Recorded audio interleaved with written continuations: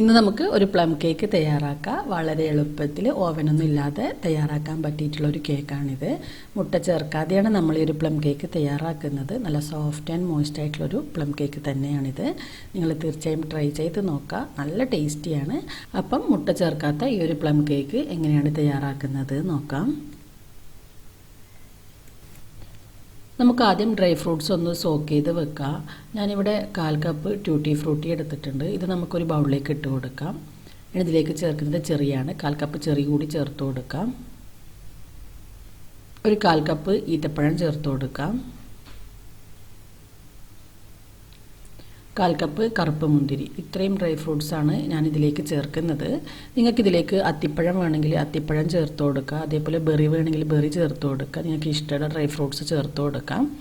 അപ്പം ഇത്രയും dry fruits ചേർത്ത് ഒന്ന് മിക്സ് ചെയ്തതിന് ശേഷം നമുക്കിതിലേക്ക് ജ്യൂസ് ഒഴിച്ചു കൊടുക്കണം.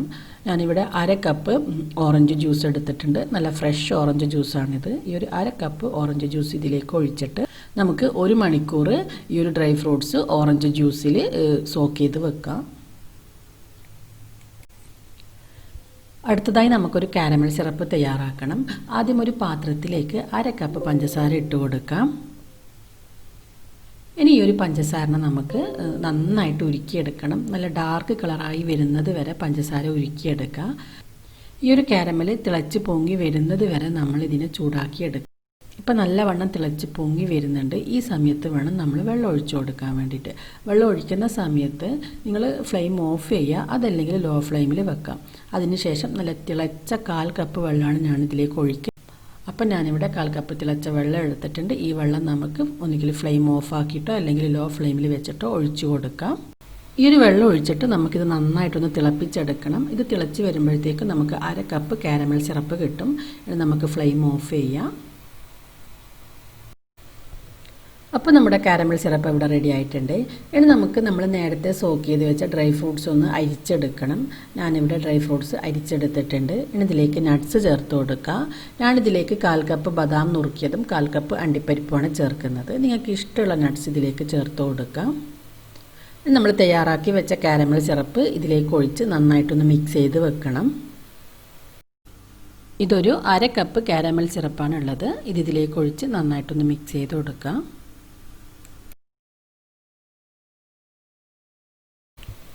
ഇനി നമുക്കൊരു ബൗളിലേക്ക് ഒരു 1/2 കപ്പ് പാൽ ഒഴിച്ചു കൊടുക്കുക. പാലെടുക്കുന്ന സമയത്ത് റൂം ടെമ്പറേച്ചറിലുള്ള പാല് തന്നെ എടുക്കാം. ഇതിലേക്ക് ചേർക്കേണ്ടത് പഞ്ചസാരയാണ്. 1/2 കപ്പ് പഞ്ചസാര എടുത്തിട്ടുണ്ട്. ഈ ഒരു പഞ്ചസാര ഇതിലേക്ക് ഇട്ട് പാലും പഞ്ചസാരയും നന്നായിട്ടൊന്ന് മിക്സ് ചെയ്തെടുക്കാം. അപ്പോൾ പാലും പഞ്ചസാരയും ഞാനിവിടെ നന്നായിട്ട് മിക്സ് ചെയ്തെടുത്തിട്ടുണ്ട്. ഇനി നമുക്കിതിലേക്ക് 1 ടേബിൾ സ്പൂൺ വിനാഗിരി ചേർത്ത് കൊടുക്കാം. ഈ ഒരു വിനാഗിരി ചേർത്തതിന് ശേഷം നമ്മളിതിലേക്ക് ചേർക്കുന്നത് ബട്ടറാണ്. ഞാനിവിടെ 50 ഗ്രാം ബട്ടർ ഒന്ന് ഉരുക്കിയെടുത്തിട്ടുണ്ട്. ഈ ഒരു ബട്ടർ കൂടി ഇതിലേക്ക് ഒഴിച്ചിട്ട് ഒരു വിസ്ക് വെച്ച് നന്നായിട്ടൊന്ന് മിക്സ് ചെയ്തെടുക്കാം.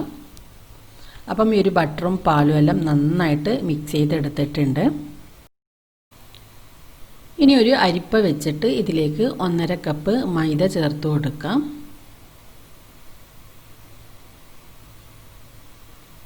ഇനി ഇതിലേക്ക് ചേർക്കേണ്ടത് ബേക്കിംഗ് പൗഡറാണ്. ഞാനിവിടെ 1 ടീസ്പൂൺ ബേക്കിംഗ് പൗഡർ എടുത്തിട്ടുണ്ട്. ഈ ഒരു ബേക്കിംഗ് പൗഡർ കൂടി നമുക്കിതിലേക്ക് ഇട്ട് കൊടുക്കാം.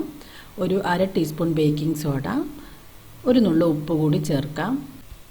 ഞാനിതിലേക്ക് 1 ടേബിൾ സ്പൂൺ കൊക്കോ പൗഡർ ചേർക്കുന്നുണ്ട്. നിങ്ങളടുത്ത് ഉണ്ടെങ്കിൽ ചേർക്കുക, അല്ലെങ്കിൽ ഒഴിവാക്കുക. ഈ ഒരു കൊക്കോ പൗഡർ ചേർക്കുമ്പോൾ നമ്മുടെ കേക്കിന് നല്ല കളറും നല്ല ടേസ്റ്റും കിട്ടും. അടുത്തതായി ചേർക്കേണ്ടത് ഗരം മസാലയാണ്. ഈ ഒരു ഗരം മസാല എന്ന് പറയുന്നത് പട്ട, ഗ്രാമ്പു, ഏലക്ക, ജാതിക്ക ഇത്രയും ചേർത്ത് പൊടിച്ചെടുത്തതാണ്. ഇതൊരു ടീസ്പൂൺ നമുക്കിതിലേക്ക് ഇട്ട് കൊടുക്കാം. ഇത്രയും ചേർത്ത് ഇത് നന്നായിട്ടൊന്ന് മിക്സ് ചെയ്തതിന് ശേഷം അരിച്ചെടുക്കാം. അപ്പം ഞാനിവിടെ മൈദ നന്നായിട്ട് അരിച്ചെടുത്തിട്ടുണ്ട്. ഇനി ഒരു പാലിലേക്ക് മൈദ ഒട്ടും തന്നെ കട്ട കെട്ടാത്ത വിധത്തിൽ മിക്സ് ചെയ്തെടുക്കണം. അപ്പോൾ ഈ ഒരു പാലും മൈദയും നന്നായിട്ട് മിക്സ് ചെയ്തതിന് ശേഷം നമ്മൾ നേരത്തെ തയ്യാറാക്കി വെച്ച ഡ്രൈ ഫ്രൂട്ട്സിൻ്റെയും അതേപോലെ കാരമൽ സിറപ്പിൻ്റെയും മിക്സ് ഇതിലേക്ക് ഒഴിച്ചു കൊടുക്കാം. ഇതിലേക്ക് ഒഴിച്ചിട്ട് വീണ്ടും നന്നായിട്ടൊന്ന് മിക്സ് ചെയ്തെടുക്കാം.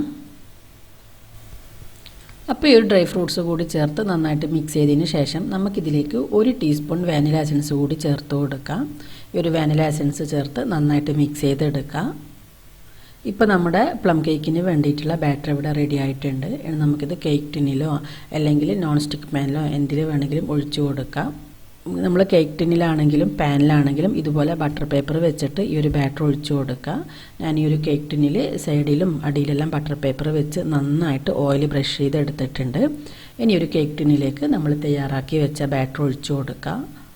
നിങ്ങൾ പാനിലേക്ക് ഡയറക്റ്റ് ഒഴിക്കുകയെന്നുണ്ടെങ്കിൽ പാനിൻ്റെ അടിയിൽ ബട്ടർ പേപ്പർ വെച്ച് കൊടുക്കുക, അതേപോലെ സൈഡിലും ബട്ടർ പേപ്പർ വെച്ച് കൊടുക്കുക. അപ്പം ഈ ഒരു കേക്ക് ടിന്നിൽ ബാറ്റർ മുഴുവൻ ഒഴിച്ചിട്ട് നന്നായിട്ട് ടാപ്പ് ചെയ്തെടുത്തിട്ടുണ്ട്. നിങ്ങൾ പാനിലാണ് ഒഴിക്കുന്നെങ്കിൽ പാൻ ആദ്യം നന്നായിട്ട് ചൂടാക്കുക, അതിന് ശേഷം വേണം ഈ ഒരു ബാറ്റർ ഒഴിക്കാൻ വേണ്ടിയിട്ട്. ഈ സമയം ഞാനൊരു പഴയ പാൻ ഒന്ന് പ്രീ ഹീറ്റ് ചെയ്യാൻ വെച്ചിട്ടുണ്ട്, അതായത് ഒന്ന് ചൂടാൻ വെച്ചിട്ടുണ്ട്.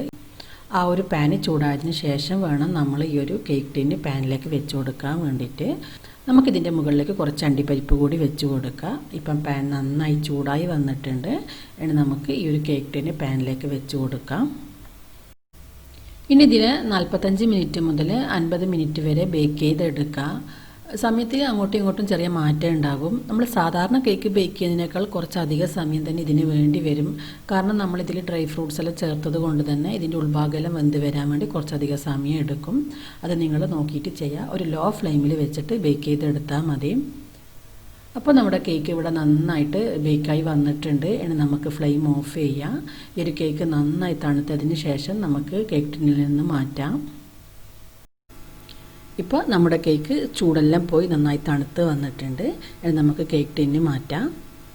ഈ ഒരു ബട്ടർ പേപ്പർ മാറ്റിയിട്ട് ഞാൻ ഈ ഒരു കേക്കിൻ്റെ അടിഭാഗവും കട്ട് ചെയ്തിട്ട് ഉൾഭാഗമെല്ലാം കാണിച്ച് തരാം. നല്ല സോഫ്റ്റ് ആൻഡ് മോയ്സ്റ്റ് ആയിട്ടുള്ള കേക്കാണ്. നമ്മുടെ കേക്കിൻ്റെ അടിഭാഗമൊന്നും ഒട്ടും തന്നെ കരിഞ്ഞു പോകാതെ കിട്ടിയിട്ടുണ്ട്. ഇനി നമുക്ക് ഈ ഒരു കേക്ക് കട്ട് ചെയ്ത് നോക്കാം. അപ്പോൾ കണ്ടില്ലേ, നല്ല സോഫ്റ്റ് ആയിട്ടുള്ളൊരു കേക്ക് തന്നെയാണിത്. നിങ്ങളെല്ലാവരും ഈ ഒരു കേക്ക് ട്രൈ ചെയ്ത് നോക്കുക. ട്രൈ ചെയ്ത് നോക്കിയിട്ട് ഇതിൻ്റെ ഫീഡ്ബാക്ക് അറിയിക്കുക. ഈ ഒരു വീഡിയോ ഇഷ്ടമായെങ്കിൽ ലൈക്ക് ചെയ്യാനും ഷെയർ ചെയ്യാനൊന്നും മറക്കരുത്. ചാനൽ നിങ്ങൾ ഇതുവരെ സബ്സ്ക്രൈബ് ചെയ്തിട്ടില്ലെങ്കിൽ സബ്സ്ക്രൈബ് ചെയ്യാനും മറക്കരുത്.